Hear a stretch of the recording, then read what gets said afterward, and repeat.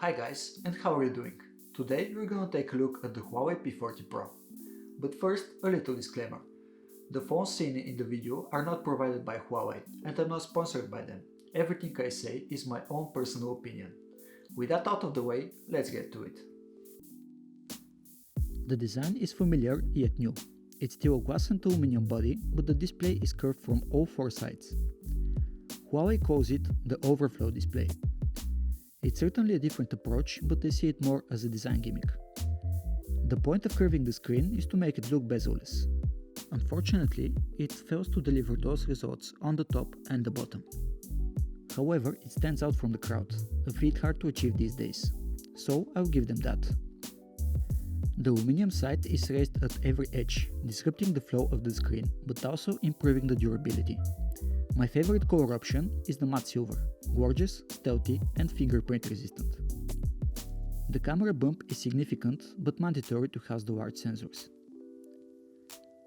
The edge of the camera module is slightly raised, in order to protect the glass. The hole punch is huge, about the same size of the P20 notch. It houses the 32 megapixel front-facing camera and the time-of-flight camera that enables secure face unlock. P40 Pro is really eye-catching. I really like that they managed to create a device that stands out, and there isn't anything like it. What I do not like is the front-facing cutout. I just feel like it's a step backwards, to waste that screen space for a face unlock, considering there's already a fingerprint sensor included under the glass, but the rest is great. It feels premium and durable. For those of you that like to take showers with their phones, there's also IP68 dust and water resistance. With 6.58 inches, 19.8 by 9 aspect ratio screen, P40 Pro is on the larger side. The panel is vivid and bright. It is HDR10 certified, but HDR isn't available in Netflix and Amazon streaming services, since the device is only supporting the lowest level of Widevine standard, meaning it can only play SD content on those platforms. Brightness goes up to 400 nits and can be pushed to about 500 in automatic brightness mode. Not really on par with the S20, which offers almost double of that, but definitely respectable.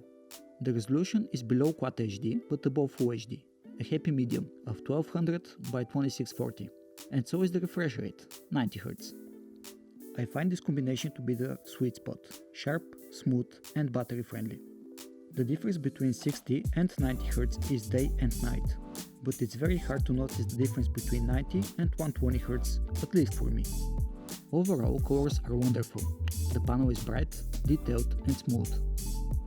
Some weird reflections and color fringing due to the curved glass, and the obnoxious notch are the only distractions from the otherwise great display. Running on 8 GB of RAM, 256 GB of UFS 3.0 storage and octa-core Kirin 995G, you can expect great performance across the board.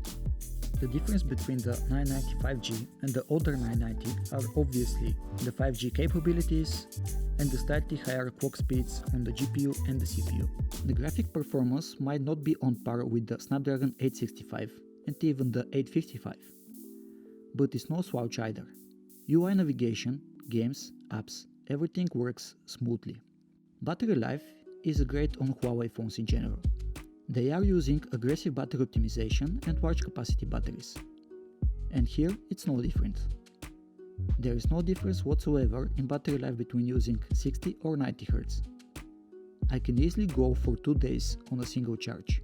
The included 40-watt supercharger gets you 80% in 30 minutes, a really impressive result, and full charge in about 50. Wireless charging is also supported, up to 27 watts. The phone is running on Android 10 with MIUI skin on top. The navigation gestures are pretty much the same ones you can find in stock Android 10. They even have a gesture tutorial when you set up the phone. This version of Android is running without Google services. Instead, Huawei is relying on their own Huawei Mobile services, or HMS for short.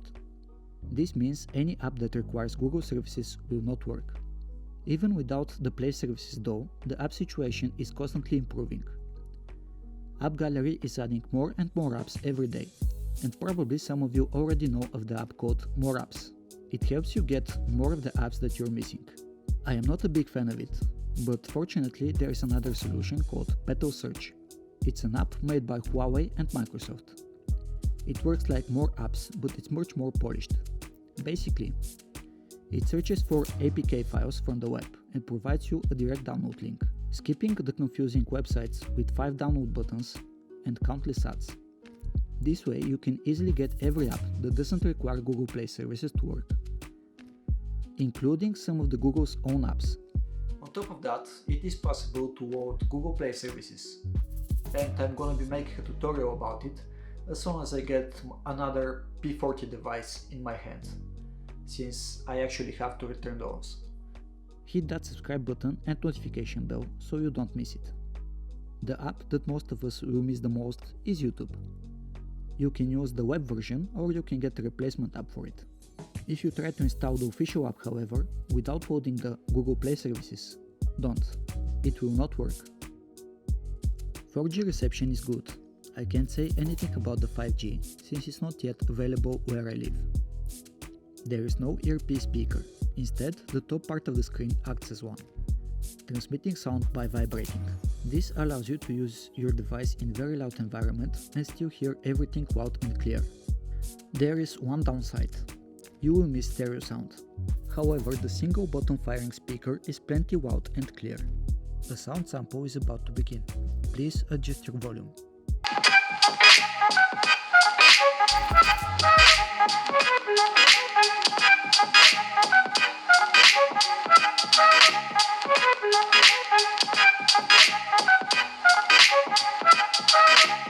There is no headphone jack, not surprising in 2020, so you will have to rely on Bluetooth headphones, USB-C adapter, not included, or USB-C headphones, a pair of which is included.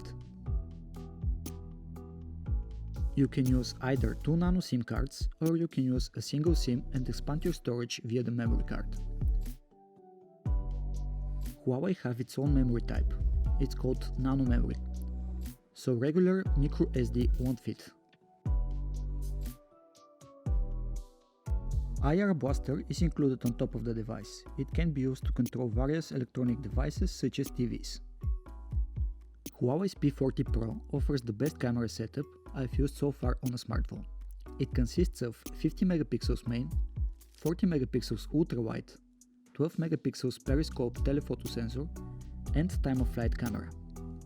The main camera spits out 12.5 megapixel stills after combining 4 pixels into one. The image quality is top-notch with great detail.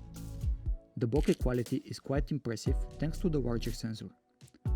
Colors are vivid, but not oversaturated. And it doesn't end there. All of the sensors produce amazing photos. Ultra-wide shots are very detailed and the lens distortion is very minimal, resulting in straight lines without the fisheye effect, while retaining the same color science for the most part, and sometimes even producing more true-to-life images than the main sensor. The periscope lens provides 5 times optical zoom for very clean telephoto results. I would have liked to have the option to use only the optical zoom, but I couldn't find it. If there is a way, please tell me down in the comments. In low light situation, the camera gets even more impressive. Details and colors are preserved well, and even the white balance is decent.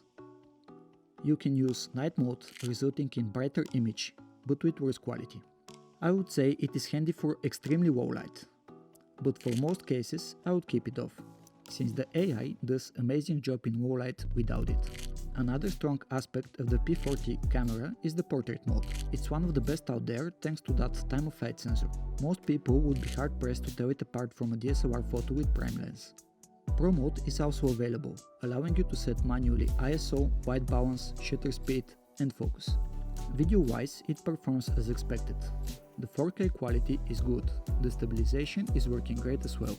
It uses optical image stabilization and AI to smooth out the shakes. You can use all of the cameras while recording, which is great. When zooming in, you can see the difference between the optical and the digital zoom. Quality gets quite low and suddenly goes from wow to wow. It sort of clicks into place and it's nice again. Slow motion is quite good as well.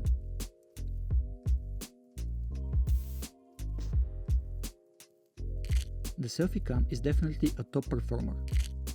With 32 megapixels, shots are very detailed and always sharp thanks to the autofocus.